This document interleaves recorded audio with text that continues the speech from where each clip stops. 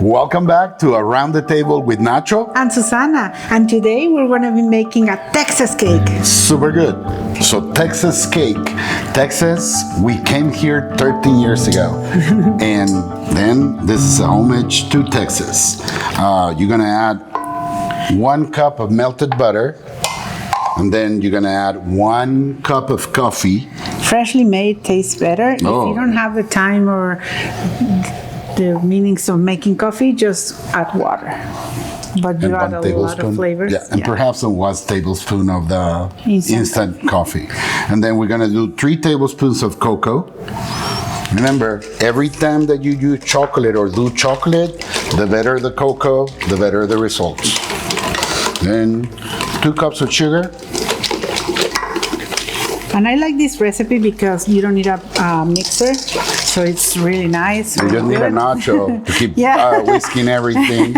Yeah, and then 2 cups of flour. I think I'm gonna add the 2 eggs first. Oh, okay. Sorry.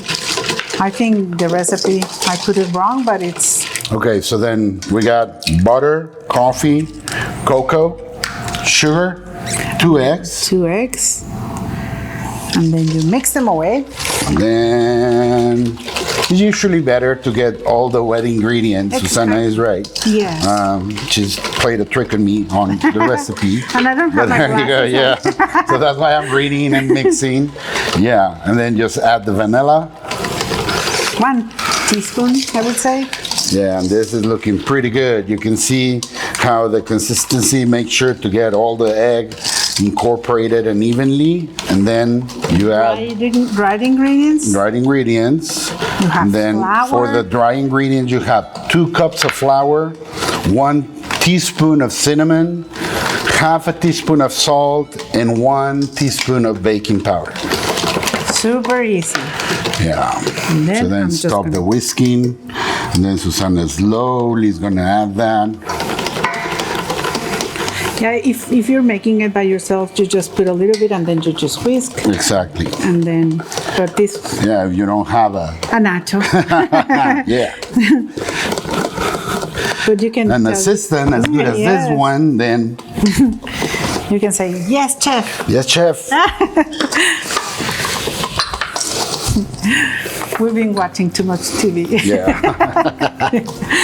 No, but I want to say that we're very, very grateful for being here. So Texas cake is always a good homage to the state of Texas. This is very, very traditional here, and it's called Texas because it's baked on a half sheet pan, and it's big as Texas. You don't need to put too much air on the dough. Just mix it up, make sure that it doesn't have any lumps, and you just incorporate it. And then we're gonna pour this into a baking sheet. And it has a parchment paper in the bottom, and I just sprayed the sides with... Susana is gonna spray that. Even though she doesn't have her glasses, she can see that. I cannot see on that side.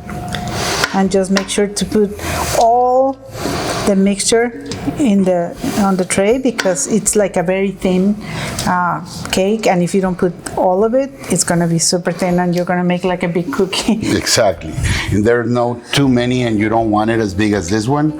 Of course, you can always use a 13x9 pan and just put it there and bake it there. And then we're going to bake it at 325 for around 15 minutes, because it's a thin layer.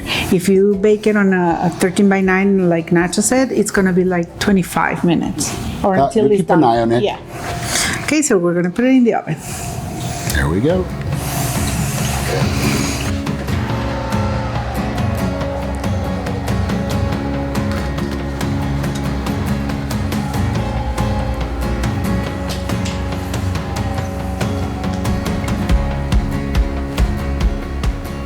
Now we're going to make the chocolate fudge that goes all over on the top of. So while your cake is baking, you can do the frosting, and we're going to start with the butter.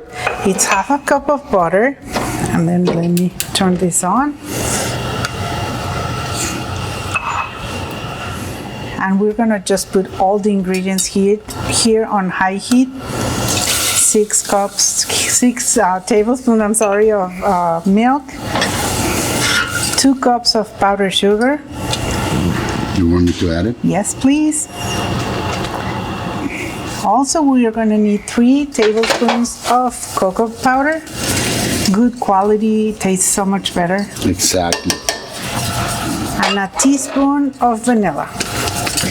And what we want is we want to like heat it up with the whisk and just like keep stirring it, because if you don't stir it, it's gonna burn. And then we're gonna finish it up with a cup of crushed pecans, right? Yes, and actually I'm using your crushed pecans that you made for So these are the pecan pralines. Check the recipe.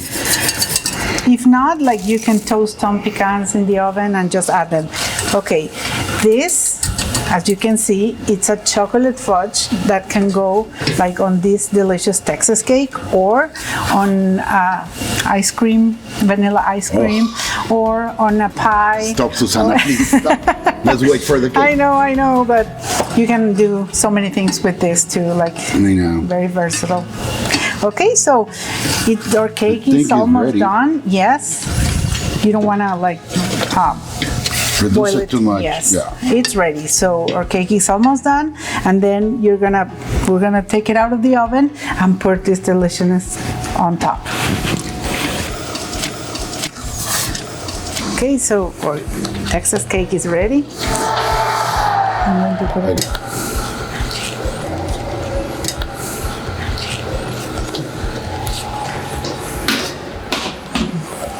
So Susana is coming with a cake.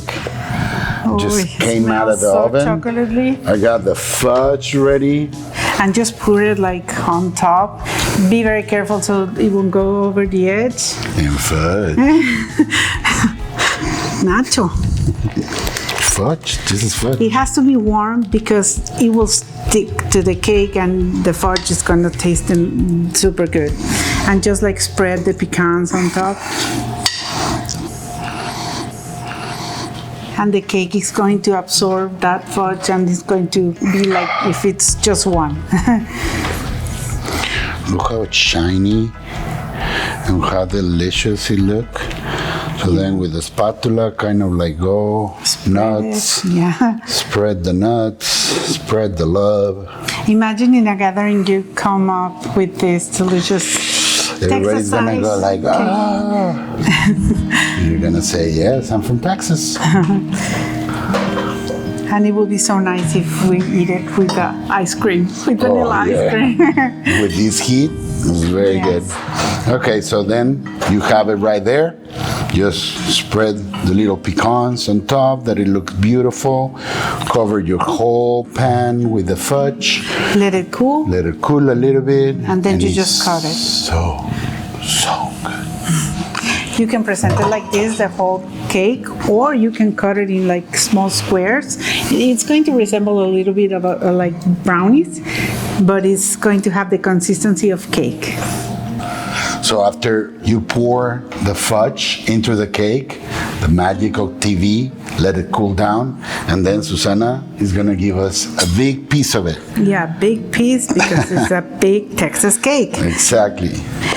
Nacho, do you remember this recipe that we used to make back in Mexico, but it's called chorreado? Yes, in Mexico they call this one chorreado. And until we came here, like I realized that it was a Texas cake, so yeah, I learned something. Oh, the paper is a little bit difficult, but... Yeah, there we go. She's a pro. Oh, I really want to try it. So. It looks amazing. Let me get the spoons. They're here. You need a spoon.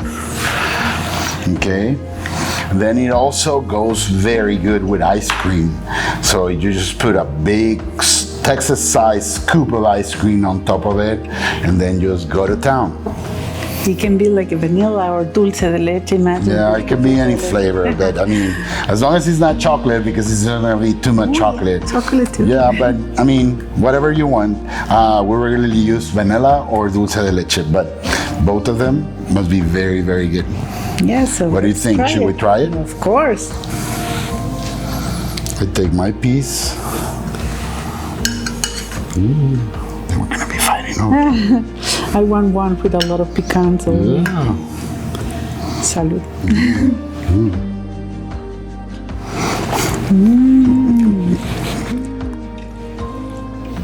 So it's a mix between a cake, a fudge, something very good, nutty, super good.